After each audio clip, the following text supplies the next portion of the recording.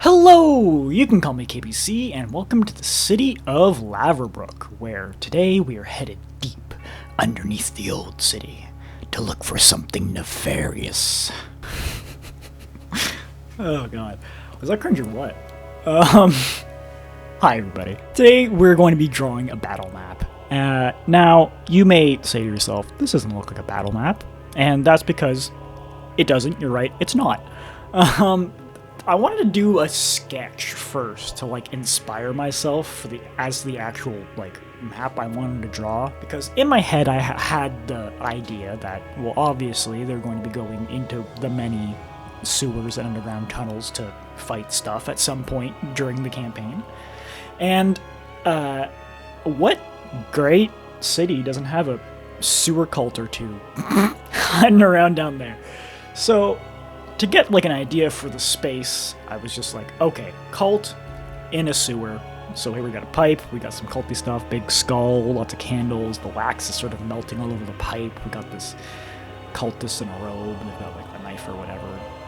And this is just sort of a little fun sketch I did to inspire myself. You can see more of it on Instagram and TikTok. But the sketch itself isn't that important. I really like how the skull turned out in the candles, honestly, and sort of that tunnel on the left there, how it gets really moody and dark back there. That turned out very well. Some other stuff could have turned out better, but it's a sketch for me. And here we are planning out the map. You can see right there, I squared out the little 2x2 area to sort of solidify in my mind that a 2x2 grid of squares is one 5-meter space in my mind, because I'm doing this in D&D, so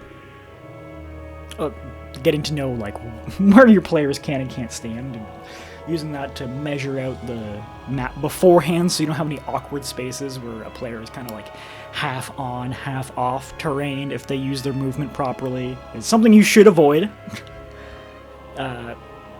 As for the layout of the map, it's sort of in a 3-tiered sort of area. So down here at the bottom, you can see this sewer pipe I'm working on, and above that we have this walkway that's sort of along the left and right there, and this big grate that joins between the two of them. And at the very top we have where these old tunnels used to come through, and the water would come down over. You see how I'm making these bricks kind of a weird shape? That's where the water would erode, going over this ledge down through this grate so that it would catch all the flotsam and jetsam and whatnot, and then down into the pipe and continue on.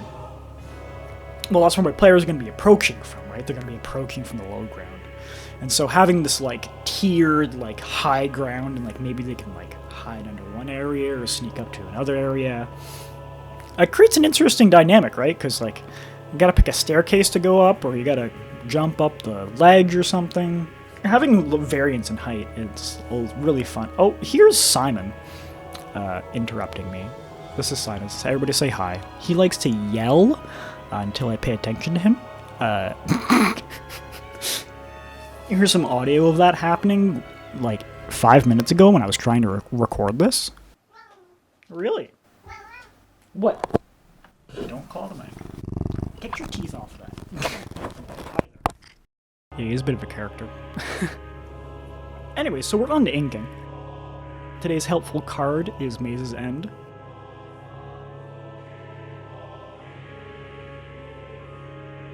Here I am just doodling in lots of little details and stuff, little implements and whatever. Man, I'm getting good at tables. That table turned out way better than half the stuff in this.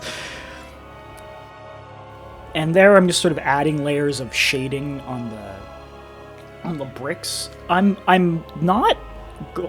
gonna try and do a floor this time, because I didn't last time, and I thought I told you guys I would experiment, and here I am experimenting. So I just wanted to sort of draw on where I felt the shadows were. Oh, here we are, taking care of the little skull and all the candles and wax and stuff from the picture. But for these bricks, I wanted to just draw the shadows. I didn't want to draw the whole brick and then shade parts of it. So these little dark outlines of the bricks are more just the crevices around them. And I'm gonna be real with you, the rest of this video is just shading. I don't really like how the pipes turned out. That's something I could work on. If I could draw pipes like Katsuhiro Otomo, that would be my life goal. I've got these like pillars that support the ceiling. Just shading behind them. The shadow I had from the first floor to the second floor, wasn't really pleased with that. So you see I come back and do more of it. A lot of these shadows I go back over more than once. There's a lot of like rough getting in just the detail of where the shadow should be. And here you see, I need to make that cliff darker. Trying a lot of new stuff in this video. One of which is I'm sticking in some live cuts. Why not?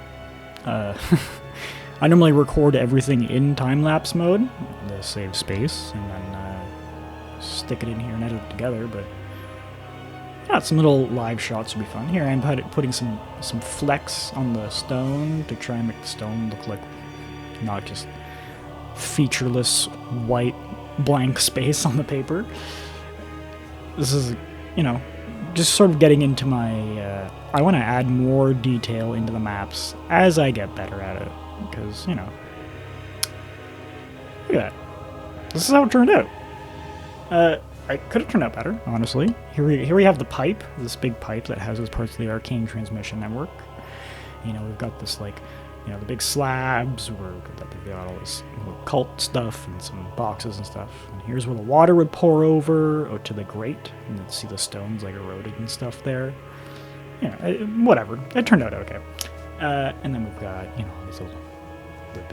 the main battle space, I presume. They've got this underneath where they can sneak underneath, or they can, shoot through the grate maybe, who knows, and we've got this third tier.